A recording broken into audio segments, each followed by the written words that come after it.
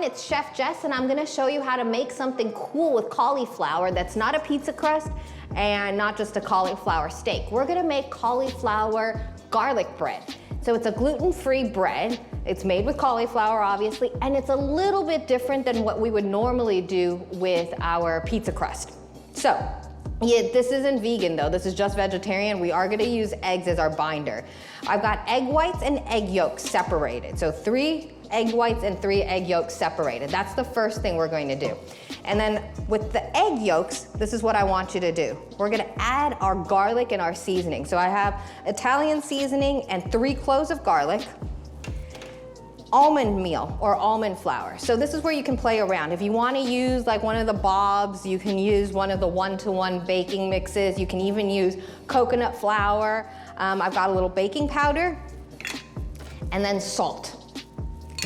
And then over here, I have my cauliflower. So the first thing I'm gonna do is gonna mix this guy up though. So I'm gonna mix my egg yolks with my almond meal and all my other dry ingredients, just to start this paste almost. And then we're gonna set this aside once it does form into a paste, and we're gonna grab our cauliflower. So for your cauliflower, you can buy it riced, or you can watch the videos that I have on how to make your own riced cauliflower. It's not that hard.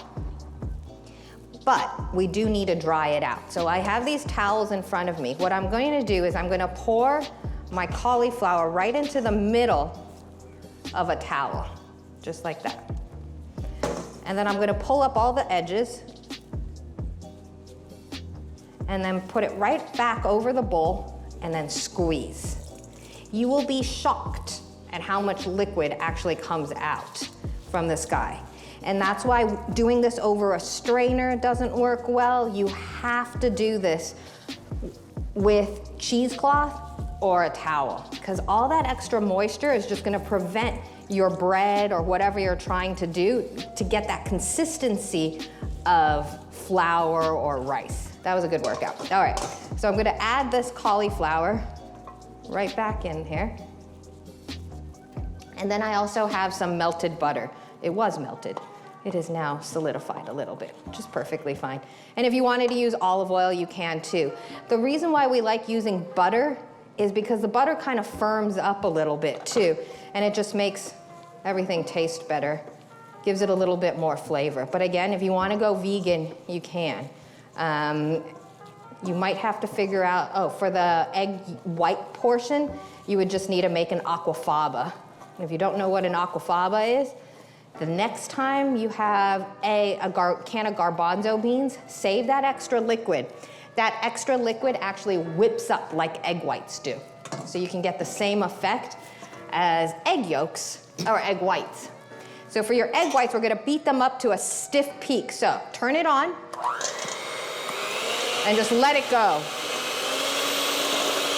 And we want a stiff peak. So the way that you check to see if your peaks are stiff, dip it inside, pull it up, and then look at the tip on the beaters, not in here. I don't care what's going on in here. I wanna see the beaters and they're sticking right up. The other thing you can do is you can flip this over your head and it should not fall down. If you dare, you can.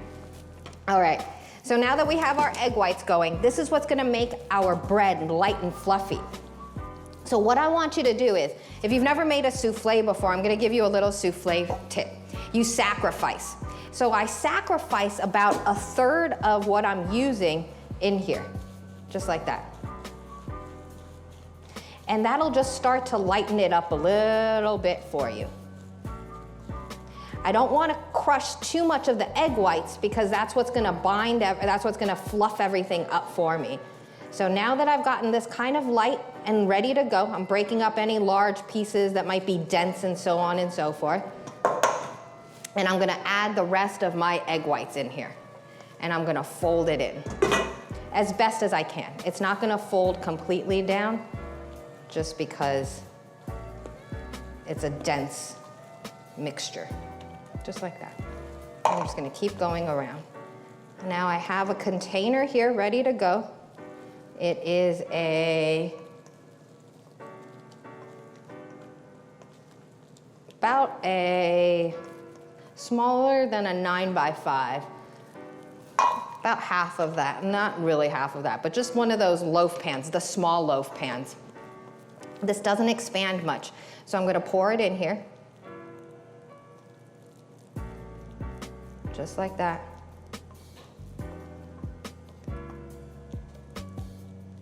And then I'm gonna pop it in my oven, and it's gonna take a good 30 to 40 minutes to cook through, and it should be nice and fluffy when you get it out. So I'll see you then.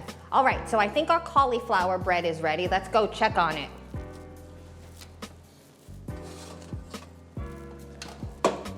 And there you go. That looks amazing in my opinion.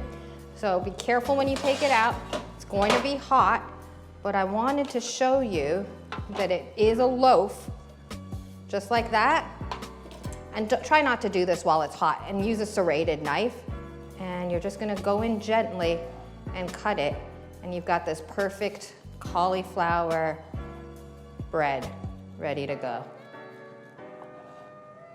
Enjoy.